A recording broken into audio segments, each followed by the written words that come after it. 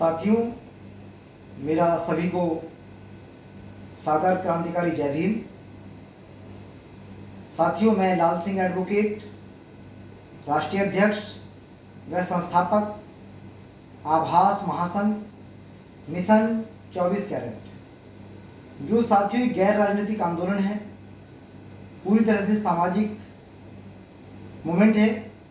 और साथियों, ये एक सामाजिक व्यवस्था परिवर्तन और आर्थिक गुलामी से मुक्ति का जो भारतीय राष्ट्रवादी सांस्कृतिक जन आंदोलन के ग्राम दर्शन अभियान से मैं आज आपसे चर्चा करना चाहूँगा। और चर्चा खास ये है कि इस देश के एक सांसद सदस्य पर पार्लियामेंट के अंदर ही अभद्रतापूर्ण टिप्पणी की गई। इससे पूरा देश ये शर्मसार है। माननीय सांसद जो कुंवर दानिश अली जी हैं, अमरोहा जो संसदीय क्षेत्र से सांसद हैं, उत्तर प्रदेश से, उनको पार्लियामेंट के अंदर भाजपा के जो सांसद हैं बिदुड़ी, रमेश बिदुड़ी, उन्होंने तमाम अपशब्द बोले, आतंकवादी, कटवा और न जाने क्या क्या शब्द कहे। लेकिन एक बार भी जो पार्लियामेंट के चेयरमैन हैं, लोकसभा अध्यक्ष, स्पीकर, उन्होंने कोई खास टीका टिप्पणी नहीं की, नहीं रोका उनको बोलने से। तो मुझे तो लगता है कि या तो ये प्रायोजित कार्यक्रम था बीजेपी का, ये पूर्व प्रायोजित कार्यक्रम था कि आपको मुस्लिम कम्युनिटी के एक सांसद को इस तरह से बोलना है ताकि देश के अंदर हिंदू मुस्लिम कराई जा सके और बीजेपी हिंदू मुस्लिम करके फिर से 2024 के चुनाव को जीतना चाहती है। ये हमें एहसास हुआ। दूसरा, अब हम ये चाह रहे हैं कि अभी क्या है, हमारे सांसद को, देश के सांसद को, वो बसपा का सांसद नहीं है, न कांग्रेस का सांसद, न बीजेपी का, नहीं, वो एक देश का सांसद है। और देश की जिम्मेदार संस्था के अंदर वहां पे वाद विवाद हो रहा था, ऐसी जगहों पर जहां पे पूरा पिक्चर पूरी दुनिया देखती है, उसको देश के अंदर ऐसी घटनाएं घटना, ये कहीं ना कहीं देश के अंदर सांप्रदायिकता का जहर घोलने का काम कर रहे हैं, ना कि देश को यूनाइट करने का। साथी, हम इसको बिल्कुल एकदम कड़ी आलोचना करते हैं और इसका भी हम लोग विरोध करना चाहेंगे। लेकिन मैं उस बसपा के लोगों से, बसपा के राष्ट्रीय प्रमुख सुप्रीमो से पूछना चाहता हूं कि क्या तुम्हारे एक सांसद को जब ये अपशब्द कहे गए तो आपका क्या दायित्व था, क्या दायित्व बनता था आपसे? कोई दायित्व नहीं है। ऐसा लगता है कि जैसे बसपा आज अपने अंतिम सांसें गिन रही हो, अंतिम सांसें। और साथियों, बसपा के तमाम भाइयों को हो सकता है मेरी बात बुरा लगे, लेकिन मैं ये बता देना चाहता हूं सब लोगों से कि अकेले बसपा देश के अंदर एक ऐसी राजनीतिक पार्टी है जो किसी राज्य में सरकार नहीं बनाना चाहती है। आज हमारे मुस्लिम कम्युनिटी के सांसद पर जब इस तरह की घोर टिप्पणी की गई, घोर अपशब्द कहे गए, तो क्या बसपा के कार्यकर्ताओं को सड़कों पर नहीं उतरना था? क्या बसपा की सुप्रीमो को बयान नहीं देना था? लेकिन नहीं। तो हमें लगता है कि कहीं ना कहीं बसपा सुप्रीमो अपने निजी व्यक्तिगत नुकसान और फायदे को देखते हुए ना तो वो समाज के लिए बोल रही हैं और ना अपने सांसद के लिए बोल रही हैं।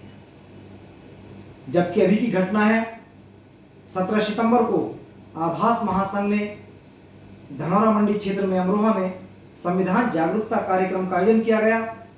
उसी उद्देश्य को लेकर के जब मैं दानिश अली जी के कार्यालय पर गया, विकास भवन अमरोहा में, तो वहां पर जो उनके प्रतिनिधि मिले मुझे, तो मैंने इनवाइट किया सांसद जी को कार्यक्रम के लिए और कहा कि आप आइए।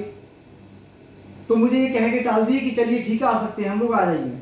तब मैंने ये कहा कि बसपा के नेता छोटे हों या बड़े हों, वो बसपा सुप्रीमो के डर के वजह से किसी समाज के सामाजिक कार्यक्रमों में जाना पसंद नहीं करते, डरते हैं। वही हुआ, वो नहीं आए कार्यक्रम में। हमें कोई आपत्ति नहीं, कोई सांसद विधायक आए या ना आए, लेकिन सामाजिक परिवर्तन की मुहिम, चाहे आभास महासंघ हो, चाहे ब्लू वाहिनी हो, चाहे जनवादी भारत हो, चाहे और तमाम संगठन हो, वो चलाते रहेंगे। किसी के आने ना आने से हमारे मूवमेंट पर, हमारे महापुरुषों की विचारधारा पर कोई फर्क नहीं पड़ने वाला। इसलिए साथियों, मैं आपसे सबसे ये बात कहना चाहता हूं कि आज क्यों बसपा के लोगों के मुंह बंद हैं।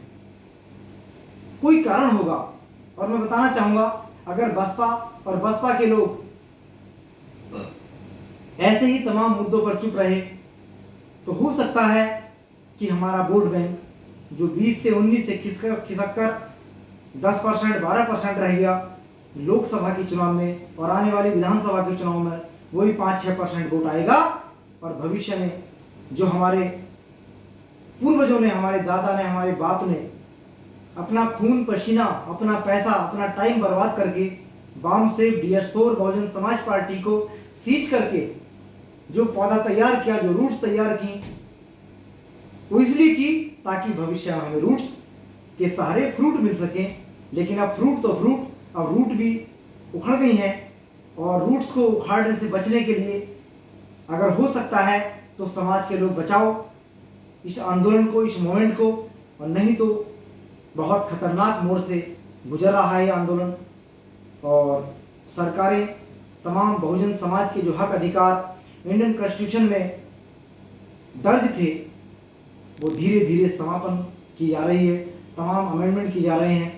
तमाम तरह का निजीकरण, बेरोजगारी, तमाम तरह की शिक्षा का जो अलग बजट बनता था, वो सारे के सारे आज सुख सुविधाएं बहुजन समाज के आर्थिक और राजनीतिक उन्नति के लिए जो तैयार किए गए थे वो सब हटते जा रहे हैं। तो साथियों, मेरा तो सिर्फ यही कहना है कि रमेश बिरुली को तत्काल सरकार जो है उसकी मेंबरशिप को रद्द करके उसके ऊपर मुकदमा दर्ज हो और सीधे जेल के हवाले किया जाए उसको। दूसरा, संविधान के प्रावधानों का जो उल्लंघन करेगा उनके खिलाफ भी FIR होकर के उनकी नागरिकता समाप्त की जाए।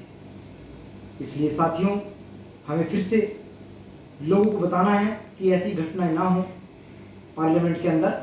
इसके लिए हम सब लोगों को जागरूक होना होगा। साथियों, मैं अपनी बात को रोक रहा हूँ, विराम दे रहा हूँ, और बिरुली के खिलाफ कानूनी कार्रवाई होनी चाहिए, और जनता, बसपा, बहुजन समाज पार्टी के लोग भी उसका विरोध करें, सरकार का विरोध करें, ऐसा मेरा मानना है। साथियों, जय भीम, नमो बुद्धाय।